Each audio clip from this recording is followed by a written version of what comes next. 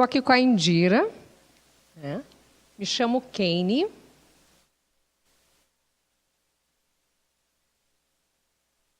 Vamos do início. Muito bom dia. Como é que vocês estão? Tudo certo? Aqui dá 2 beijinhos, né? Não é um só. Eu estava num só aqui, e o povo com o outro lado, e um só e o outro lado. Mas vamos lá. Amigos, um evento inclusivo, todos nós podemos fazer dos nossos cultos também. Quer ver uma coisa muito simples que a gente pode partilhar juntos? Se formos fazer uma autodescrição, como que vamos fazer uma autodescrição para que um cego possa participar, né, conosco no culto? Primeiro a gente fala no microfone, mas a gente tira o microfone para que a pessoa possa captar e entender onde nós estamos. E aí nós começamos a fazer a nossa autodescrição. É isso que eu comecei a fazer. Então, eu sou uma mulher branca, tenho 1,63 m, cabelos escuros pelo ombro, estou vestindo uma camiseta azul escuro, com a logo da Raafa, que é um coração, escrito Rede Adventista de Apoio à Família Autista. Né? Estou com uma calça azul. Aqui atrás nós temos um vitral, que provavelmente, né, já foi apresentado, digamos assim. Ao meu lado esquerdo nós temos a Indira, ela está com um vestido preto e está fazendo a interpretação em Libras, certo?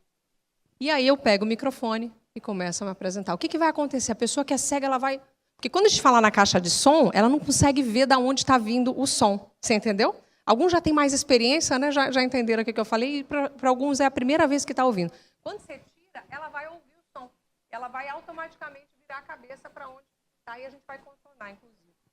O meu sinal, né, na parte dos surdos, é esse aqui, a letra K e o cabelo. O que é um sinal, né? Esse aqui representa o meu nome. Os surdos, eles nos dão um sinal, e aqui me corrijam, pessoal, né? Indira, me corrija aqui se eu estiver errada. Eles dão um sinal que é característico, mas só quem pode dar é a pessoa surda. Os intérpretes, que são ouvintes, eles não têm esse poder. É isso? Né? Só quem pode dar é a pessoa surda. E eles me deram esse sinal. Geralmente, ele vem acompanhado de uma característica que é. Por quê? Porque o meu nome é Kane, então a letra K, e vocês vão reparar que eu mexo muito no meu cabelo. Eu faço isso aqui, ó, direto. E aí uma pessoa que é surda viu isso e ele disse, olha, eu vou lhe dar um sinal. É um presente para a gente dar um sinal. E agora, quando eu chego no local, eu já digo, olha, eu tenho o meu sinal. É isso aqui, a letra K e tudo. Então, já tornamos acessíveis também para a pessoa que tem surdez, né? Mas é uma alegria muito grande estar aqui. E eu quero dizer uma coisa para você. Todos nós temos uma data. E quando eu digo isso, você vai começar a lembrar comigo aqui. Uma data onde, de repente, você lembra a roupa que você estava, o lugar onde você estava, o cheiro daquele local. Todos nós temos uma data em que nos lembramos de algo. Pode ser, de repente, num velório que você estava de uma pessoa muito querida, ou naquela formatura que você, olha, batalhou para se formar. Pode ser, de repente, no casamento dos seus filhos, no nascimento do seu filho, mas você lembra exatamente, de repente, a mantinha do seu filho, né? Ali aquele ambiente começava. Todos nós temos uma data específica em que a nossa mente nos leva e você consegue viver aquele ambiente. E eu também tenho uma data como essa. Me ajude aqui, amigo, eu viro para cá, para lá. A apresentação. Viro para o telão aqui? Não.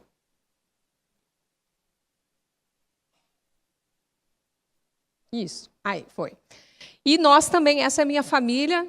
Eu sou casada com o pastor Marlon Bruno, sou de Porto Alegre. Sou de Porto Alegre, não, estou em Porto Alegre, né? Eu sou de Joinville, Santa Catarina. E essa é a minha filha, ela tem 9 anos, o nome dela é Mia. Nós temos o Derek, que tem 7 anos também. E assim como eu falei das datas, né, nós moramos em Rondônia, pastor Montim, né? Isso, pastor Montim, uma honra e alegria ter o senhor e sua esposa aqui também com a gente, viu? E nós servimos a Deus lá como pastores durante 7 anos. Eu trabalhava como jornalista lá no campo, meu esposo como pastor. Então nasceu a Mia, depois nasceu o Derek, e quando o Derek nasceu, algumas coisas a gente começou a visualizar. E alguns pais nessa hora já balançam a cabeça, porque essa história que eu conto é a de muitos aqui também. E para alguns vai ser uma novidade, né? Mas o Derek andou, caminhou, tudo direitinho. Quando chegou na hora de falar, essa fala não vinha. E, para piorar, a gente chamava pelo nome, essa criança não olhava. Mas você baixava o volume da TV, pastor Ademir, e o bichinho olhava para trás. E aí nós pensávamos, tem alguma coisa errada, né? Como é que pode, para a TV ele olha e para nós chamando não olha? E nós levamos para ver se ele era surdo. Fizemos todos os exames e não era surdo. Ele disse, não, o médico disse, olha, a audição dele é perfeita, é melhor do que... Só que aparentemente tudo normal, 1 ano e 2 meses, né? Só que tinha umas coisas assim que quando a gente foi para a família já não estava mais certo. Ele abria uma caixa de lápis de cor e organizava as cores tudo certinho, como se tivesse acabado de abrir, assim, um Pantone, né? Tudo misturado, ele arrumava direitinho. Pedrinhas ele agrupava em grupinhos de 4, né? Carrinhos enfileirava, para o tamanho, menor para o maior, umas coisinhas assim, você via, isso aqui não está... E a família disse, olha, ele deve ser um gênio, alguma coisa diferente dessa criança, né? Não está legal isso aqui, né? E foi indo, essa fala não vinha, e começamos as investigações. Como Rondônia, né, é o mesmo calor aqui do Rio de Janeiro, mais ou menos, né? Mas a saúde lá não era tão boa. E aí começou a convulsionar nosso menino. E nessas crises convulsivas apareceu com mais força ainda essas características de olhar no olho, não olhava, né? Na igreja ficava um pouco impaciente, a gente começou a notar coisas diferentes. E aí fomos para a internet, meu marido muito conectado, eu falei com o Bruno e com a Bruna aqui no início, né? E ele já disse, olha, amor, o nosso menino tem autismo. E autismo é uma coisa que eu vi naquele filme Rain Man, um homem meio, né, que batia a cabeça, aquela coisa meio da sociedade como um tabu. Eu olhava para ele e dizia, não, mas ele está fazendo tudo isso, ele não tem autismo, não tem nada a ver. E eu não aceitei. Aquele primeiro, né? E continuei pregando, fazendo os congressos, fazendo as coisas lá, tudo normalmente, levando a vida normalmente. Até que, num dia, numa pregação na porta da igreja, uma juíza veio para um congresso em Brasília, me trouxe uma revista Veja e disse assim, ó, eu trouxe um presente para você. E estava escrito o novo diagnóstico do autismo. Aí eu olhei e falei, lá vem esse negócio de novo, né? E aí fui esquentar comida naquele sábado, minha amiga, quando eu cheguei, abri a página ali esquentando a comida e fui ler as características, eu já me sentei e digo, meu Deus, eu estou lendo meu filho aqui. E aí, nesse processo, então, nós começamos, larguei o emprego e fui entrar nesse universo. Mas, amigos, abrindo meu coração agora, porque a história é muito longa, não foi fácil. 1 ano de terapias para poder aceitar. A negação foi tão grande que eu não conseguia ir atrás das terapias para ele. Eu tive que me cuidar de mim, me aceitar primeiro como uma mãe atípica.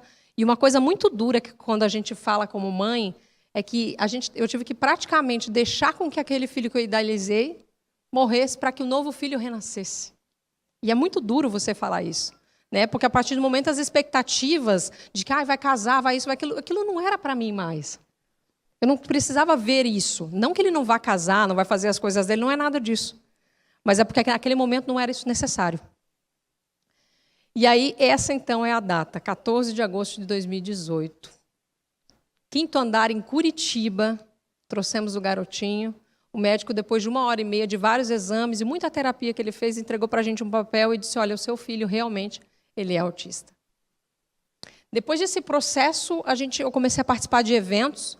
Fui em alguns eventos sobre autismo, congressos em São Paulo, saía de Rondônia, a família fazia vaquinha para poder entender melhor. Conheci muitos profissionais que hoje são os padrinhos dos projetos da igreja, como o Dr. Gardia e outros. E nesses eventos, eu conheci aquela moça chamada Mariana Alckmin. Ela está do lado... essa loira que está com uma correntinha, né, do lado da moça de branco. Pelo sobrenome, alguns já ouviram, né? Alckmin. E ela me fez um convite. Ela disse, olha, você é religiosa. Nós vamos ter um evento da Igreja Presbiteriana aqui em São Paulo. E eu gostaria de convidar você para participar. E eu já estava passando por um processo do luto à luta, né? Eu já estava começando a vencer aquilo. E aí eu disse, como assim, Igreja Presbiteriana? Ela disse, a gente faz um negócio assim, ó. A gente convida os terapeutas, eles vêm fazer uma palestra, depois o presbítero abre a Bíblia. E aí a gente acolhe essas famílias, faz um lanche com eles e tal, e vai trazendo. Aí eu virei para o meu marido e digo, olha, se isso aí a gente não puder trazer para dentro da nossa igreja, eu não sei o que vai acontecer. E eu falei para ele, vamos orar por isso. Falei com um amigo da Divisão Sul-Americana. Eu digo, olha, amigo, nós temos um sonho de fazer algo para as famílias autistas para a igreja. Mas nós não sabemos nem como. Eles, o que você precisa? Eu falei assim, olha, a gente queria fazer uma logo, fazer um negócio assim, né? E no dia 2 de abril de 2020, começar um projeto. Ele disse, então, faça lá que eu vou bancar. Lá da divisão começou, né? E aí foi isso mesmo. Nós continuamos a orar, e aí meu esposo um dia, depois de um mês e pouquinho, disse para mim, olha, amor, o nome vai se chamar Rafa, que significa cura em hebraico. Aí, quando ele me falou isso, me assustou. Eu digo, mas autismo ele não tem cura, né? Nisso que eu estou estudando aqui, está dizendo que não tem cura. Ele disse, mas nós não vamos levar a cura física, nós vamos propor a cura espiritual para as famílias. E vai se chamar Rede Adventista de Apoio à Família Autista. Falou tudo numa conversa. Eu digo, se isso não é de Deus, eu não sei o que é. E assim começamos, pastor. Aí a moça fez a logo, começamos. Só que o que aconteceu em 2020, amigos? Vocês que acompanharam a pandemia, né? Dia 18 de março de 2020, fechou tudo. E como Deus age, como Deus faz as coisas da maneira correta. 18 de março, a pandemia. Dia 2 de abril, então, nós começamos e abrimos, sem o apoio da divisão, porque a divisão ia ajudar a gente na divulgação, mas ele disse, olha, o assunto agora é pandemia. Carlos Magalhães, meu amigo. Ele disse, não tem como eu falar mais sobre a parte do autismo, né? Agora é pandemia. Eu digo, então tá bom, amigo, nós vamos fazer sozinho. E aí abrimos um Instagram, e nesse Instagram veio várias pessoas, pastores e filhos de pastores, que até então nós achávamos que estávamos sozinhos nesse meio, conversar conosco. Olha, eu também tenho um filho que está fazendo o diagnóstico e tal, e nós nos unimos, olha, pelo Instagram. Começamos um bate-papo. E aquele moço de barba lá do lado direito, o pastor Joel Sandoval, ele era do Chile, e estava fazendo um projeto lá também. E ele falou conosco, então, o pastor Jonathan Conceição, que também já trabalhou na Novo Tempo, disse, por que não fizemos, então, um webinar? E fizemos o primeiro webinar. Tudo, gente, cada um da sua casa, ninguém entendia quase nada, meu amigo. E aí nós tínhamos aquele Joel Sandoval que falava o espanhol. Ele disse, eu faço uma palestra em espanhol. E aí ele disse, então vamos botar o nome de internacional, primeiro webinar internacional. Vamos fazer a palestra em espanhol, nós em português, né? E cada pai da sua casa, né? E começamos por ali a fazer. Facebook, divulgamos, né? Com música, com pregação, com louvor e com essas palestras. Do mesmo forma que aquela moça tinha me contado, era desse jeito que a gente ia começar. 35 mil pessoas assistiram pelo Facebook, no primeiro evento. E aí nós começamos, e veio o convite do pastor Wallace Barbosa, ele disse, olha, a gente está vendo um movimento aqui, chegou até nós, né? E nós temos também o Ministério Adventista das Possibilidades aqui. E nós temos uma área chamada Saúde Mental e Bem-Estar. E nós temos visto quantas famílias a nossa igreja tem sofrido. Então, nós queríamos trazer esse trabalho que vocês estão fazendo para dentro da saúde mental e bem-estar, para a gente cuidar das famílias. Vocês topam? Topamos. E assim foi. Então, hoje, como o pastor Claudinei falou, o MAP ele atua em 7 áreas diferentes. E nós, Rafa e outras redes que eu vou mostrar para vocês, é uma ferramenta dentro da área de saúde mental e bem-estar do guarda-chuva para potencializar essas ações. Então, a Rafa é uma coisa isolada, Kenny, do MAP? Não, não é uma coisa isolada. Nós estamos dentro, ali inseridos, junto com outras redes, para cuidar dessa linha que a igreja tem, né, que são as famílias. Então, hoje você tem órfãos e crianças vulneráveis, cegos e baixa visão, deficiência física e mobilidade reduzida, os cuidadores, os surdos, e uma área que eu tenho certeza que em todas as nossas igrejas nós temos, que é os enlutados. Então, se de repente você olha para esse quadro e diz, na minha igreja não tem cego, na minha igreja não tem deficiente físico nem mobilidade reduzida, não tem cuidador, não tem nada disso, então eu não preciso do MAP. Aí você vai para a última área e diz, não, é enlutados. Então, e percebam que esse novo ministério da igreja, hoje eu sou conselheira voluntária para a Divisão Sul-Americana para essa área de saúde mental e bem-estar, é um movimento, como o pastor Claudinei comentou aqui. Por quê? Porque eu posso impedir uma mulher cega de ir a um congresso do Ministério da Mulher? Eu posso impedir, de repente, um deficiente físico de estar aqui na frente cantando? Não, né? Eu posso impedir, de repente, um desbravador de estar lá participando? Não tenho mais como. Então, entendam que esse é um ministério que nossos pastores são os pioneiros como líderes, e nós estamos todos aqui participando, mas que está crescendo em desenvolvimento. Assim como o Ministério da Mulher, por exemplo, na igreja, que hoje já está com 20 e poucos anos, daqui a uns anos nós vamos ver também esse crescimento desse ministério. E como o pastor falou, ele não chega a ser um departamento. Por quê? Porque todas as áreas da nossa igreja precisam desse trabalho, você percebe? Por isso que é um movimento, ela está atuando em todas as frentes da igreja. E nós estamos ali colaborando. Então, fizemos o segundo webinar naquele mesmo ano. O primeiro deu certo, juntamos, agora começamos a crescer, aumentamos para a Bolívia, para Chile, para os países da América do Sul. Só que o que aconteceu? Na semana do evento, o Marcos Mion e a Suzana Gulo fizeram um stories do evento da igreja. E aí, com isso, meus amigos, nós voluntários, nós ficamos ali, era uma terça-feira, quando eles fizeram esses stories, e o evento virou de cabeça para baixo. Aí, pastor Alas, conversamos para ele, pastor Alas, olha, as pessoas falaram sobre a igreja, falaram sobre esse negócio, e agora a expectativa está muito grande, aumentou muito o número de inscritos aqui. E ele disse, espera aí que eu vou sentar com o Ayrton. Sentou com o pastor Ayrton lá na época, e ele disse, não, deixa para nós que nós vamos fazer agora um negócio bem feito, porque o nosso medo era o quê? Nós éramos todos pais.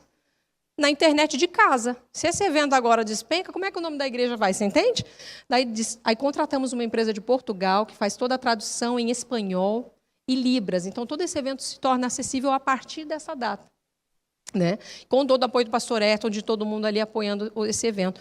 E trabalhando mais com as pessoas da igreja também, da música e tal. Fizemos o terceiro webinar focado no autismo adulto e autismo em mulheres. E é onde expandiu também. Com este evento ali, nós podemos ajudar muitas pessoas que estavam buscando o diagnóstico, não entendiam o que era, né, nessa questão da conscientização. E nesse mesmo evento, nós abrimos a Dá um Abraço, que é a rede de apoio para cuidar das famílias com síndrome de Down, e a Para Ser, para cuidar das famílias da pessoa com paralisia cerebral. Mas como que vocês desenvolvem esse trabalho? Nós desenvolvemos através de grupos de WhatsApp. Então, esses grupos de WhatsApp estão divididos nos estados do Brasil, e também em 15 países. Então, hoje nós temos toda a América do Sul coberta e mais alguns países, né, que fazem parte da Conferência Geral, onde a gente atua através de grupo de WhatsApp, de Telegram, com conversas, vivências diárias, onde as famílias trocam suas experiências e o que podem fazer. Só que nós também temos grupos temáticos, onde escola sabatina, desbravadores, aventureiros podem participar. E agora, recebi um desbravador, o Joãozinho, recebi no meu clube aqui. Como que eu posso tornar acessível para o João, para ele poder participar das atividades? Né? Então, é dessa forma que a gente vai desenvolvendo esse ministério. Fizemos o quarto webinar, também maior agora, com mais pessoas também. Né? O doutor Gadi e sua esposa são os nossos padrinhos na parte técnica, médica, acadêmica. Né? Nós temos também a doutora Rosana Alves, neurocientista, na parte mais corporativa dentro da igreja, ela que nos ajuda, que nos ampara, e também trabalha conosco nessas frentes. Mais de 40 pessoas já foram batizadas através desse ministério, amém? Famílias que estão voltando para a igreja. Porque quando saíram não tinham filhos, agora eu tenho filho. Meu filho é autista, e aí? Aí entra a fala do pastor Claudinei, né? Esse aqui é o seu lugar. Estamos todos aprendendo, né? Vamos errar. Mas aqui é o seu lugar. O importante é você saber que você tem um lugar para estar, de apoio, de acolhimento. Né? Pessoas adultas, que algumas pessoas da igreja achavam, nossa, mas não precisa batizar, né? Ele não tem noção, né? Como é que vai? E o que ele mais queria era o batismo. O que ele mais queria era isso. E a família conseguiu verbalizar, e com isso foi quebrando essas coisas, as pessoas agora dando oportunidade para eles. Tudo é um caminho, tudo é um caminhar. Né? E eu falo aqui para membros de muitas igrejas, de repente você olha, nossa, mas a minha igreja está distante ainda dessa realidade. Calma, ajude e apoie a sua igreja, caminhe com ela, que nós estamos todos juntos nessa caminhada de conhecimento, de aprendizado. Acho que eu passei aqui, deu uma travadinha. Opa! Né? Clube de Desbravadores Aventureiros agora, tornando os campuris acessíveis. Né? Nós tivemos o campuri da UCB, lá também aqui da USEB, né? Campuri que foi, já teve a salinha da calma. Já teve... Então, você está percebendo que as coisas estão acontecendo gradativamente, mais e mais voluntários estão se unindo, as famílias também se abrindo. Campanhas como das meias descasadas, eu não sei como é que foi aqui no Rio de Janeiro, né, da síndrome de Down, mas em muitos lugares, né, os pastores, os jovens, né, foi no Dia Mundial do Jovem Adventista, né, as meias descasadas, para levar essa conscientização para as famílias também. Acho que travou de novo aqui, meu amigo, desculpa. Não sei se eu que não estou sabendo usar aqui. Aí, pronto. Opa. Os materiais que nós estamos desenvolvendo também, a Federação dos Empresários tem nos apoiado financeiramente também, onde nos possibilita criar esses materiais, levar, né, as pessoas para poder dar os treinamentos nas trimestrais do Ministério da Criança e Adolescente, nos treinamentos de líderes também, desbravadores aventureiros. A nossa Rebeca, que foi criada, né, pelo pessoal da Novo Tempo também, é uma personagem que está levando a conscientização também para as crianças, né, falando sobre o que é o autismo. fizemos o Sábado Azul e agora essas caravanas, né?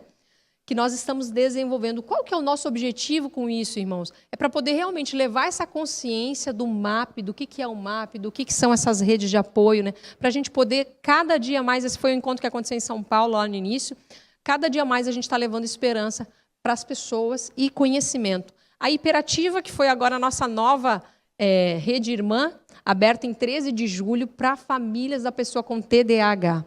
Queridos, mais de 80% das pessoas que participam dessa rede não são adventistas.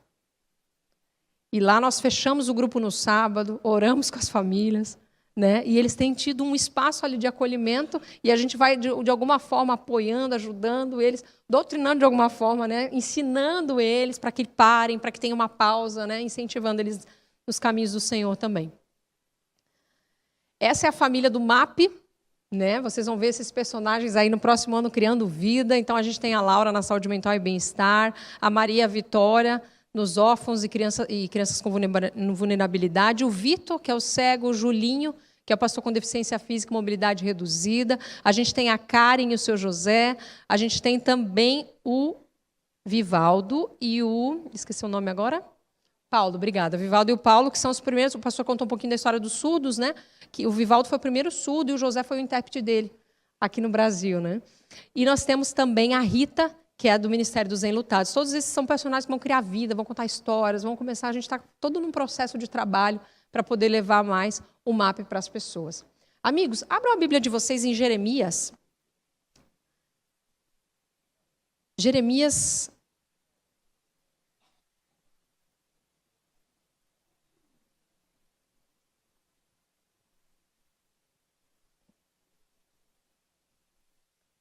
Livro de Jeremias, capítulo 1, do verso 4 em diante. Queridos, olhem para mim um momento aqui rapidinho. Nas maiores lutas que nós temos na vida, Deus pode transformar a maior dor que você tem e a maior luta que você tem na maior vitória da sua vida. O maior processo de deserto e de luto que eu passei, Deus nos deu um novo ministério para desenvolver, para poder falar com pessoas que também a gente poderia, de alguma forma, entender. Mas se Deus não tivesse dado meu filho, talvez eu não teria esse conhecimento, como a gente vai buscando e vai atuando. Então, na maior luta que você está tendo, não se desespere. Mantenha calma. Porque Deus vai olhar para você, naquele quarto em que você está, na maior dor que você possa ter, e vai transformar esse luto numa luta, e vai lhe dar a vitória. Há muitas pessoas na igreja, e muitos fora da igreja, estão aguardando a mensagem que o pastor Claudinei falou, e eu fiz questão de lhe dizer, um amigo que eu tenho feito, que ele é muito verdadeiro no que ele disse. Porque esse é o local para que essas pessoas como nós, imperfeitos como nós, possam estar. Se a igreja não for esse lugar, qual será esse lugar? Não é verdade, irmã? Se o nosso amigo não puder vir aqui cantar, aonde será o lugar para ele louvar a Deus? E eu quero dizer uma coisa para vocês. O meu filho, ele não fala. Ele é autista não verbal. Ele se comunica com a gente, pastor Montim, através de um tablet de comunicação. Então, a gente pergunta para ele, Derek, você quer comer? E ele diz, eu quero comer melancia. E fala tudo pelo tablet lá. Né? Derek, vamos à igreja? Sim. Né? Derek, vamos calçar o calçado? Não. Vamos tomar banho? Não. Quero brincar. E vai falando com a gente por ali. Mas é um universo que se abriu agora, há pouco tempo, né? E eu falei para a fonoaudióloga, eu disse, olha, o que eu quero saber é se ele gosta de ovo frito com gema mole ou gema dura. Eu sabendo disso, está tudo certo. Porque eu fritava e o bichinho passava o prato. Tinha dia que ele comia, tinha dia que não comia. Né? Eu falei, eu queria só saber isso. Mas deixa eu lhe dizer uma coisa. Deus nos dá uma promessa muito linda. E essa promessa que eu digo aqui pode ser tanto para o meu filho, que eu tenho convicção, vou ouvi-lo falar. Se não for nessa terra, com certeza será no céu. Mas uma promessa para você também. E diz assim, ó, a mim me veio, pois, a palavra do Senhor, dizendo, antes que eu te formaste no ventre materno, eu te conheci. E antes que saíste da madre, te consagrei e te constituí profeta às nações. Então lhe disse, Senhor Deus, eu que nem sei falar, porque não passo de uma criança. Mas o Senhor me disse, não digas, não passo de uma criança, porque a todos a quem eu te enviar irás, e tudo quanto eu te mandar falarás. Não temas diante dele, porque eu sou contigo para te livrar, diz o Senhor. Há 2 semanas atrás, o meu filho teve a primeira crise de agressividade no autismo. Eu nunca tinha visto nada igual. Os braços ainda guardam lembranças de roxos, mas por não falar, irmã, por não conseguir se expressar, a mãe estava mais perto e ele avançou. E naquele momento eu me afastei, eu digo, amor, vá você com ele, porque eu ouvia falar muito sobre crises agressivas, sobre comportamentos e tal, mas estava muito distante da minha família. E aí nessa hora eu li esse texto. Não temas diante dele, porque eu sou contigo para te livrar, diz o Senhor. Não passo de uma criança. Depois estendeu o Senhor a mão, tocou a boca do Senhor e disse, eis que ponho na tua boca as minhas palavras. E eu saí para caminhar, fui para uma praça, me sentei e digo, Senhor, eu só precisava que ele falasse. É só o que eu queria. Se ele me falasse, isso não teria acontecido. E aí eu ouvi como num vento. Alguns podem acreditar, outros, são mais céticos, não acreditam muito nisso, mas como num vento eu entendi. Que se ele não conseguir falar, que eu saia para falar. Há 2 semanas antes de vir para cá, eu estava pensando, meu Deus, o que eu vou fazer lá se eu estou sofrendo em casa, está acontecendo uma situação dessa. Fomos na médica naquela mesma semana, a médica entrou com medicação e meu filho é outra criança. Não tinha tomado medicação ainda, a medicação ajudou muito ele, doutor Pablo. O que eu estou querendo dizer para você? Assim eu já fecho isso, a gente vai para uma outra parte aqui. Mas, queridos, não tema, Deus está com você. Não importa se é uma depressão que você está passando, se é um momento de deserto, se é um sofrimento porque os filhos estão longe, os netos estão distantes, saíram da igreja, se afastaram dos caminhos, não importa. Deus está com você. E esse luto vai se transformar em vitória, porque Jesus está voltando. E todos esses ministérios, tudo que a gente tem feito para que a salvação chegue à casa das pessoas, chegará também. E mais famílias vão se consagrar para o reino do Senhor, amém? Eu queria convidar agora algumas pessoas para virem aqui na frente. Mas antes disso, eu queria orar com vocês. Indira, você está cansada? Os intérpretes, eles precisam ficar entre 20 a 25 minutos. Aprendi com a Alessandra das nossas lives, a gente faz lives no MAP, 20 a 25 minutos no máximo. Por quê? Porque eles interpretam em outra, e isso cansa a mão. Então, a gente... E a mente também, porque está interpretando... Obrigada, Indira. Então, a gente, às vezes, precisa dar uma paradinha, uma pausa. Então, eu queria chamar você agora... convidar para você ficar em pé um pouquinho. E nós vamos fazer uma oração nesse momento.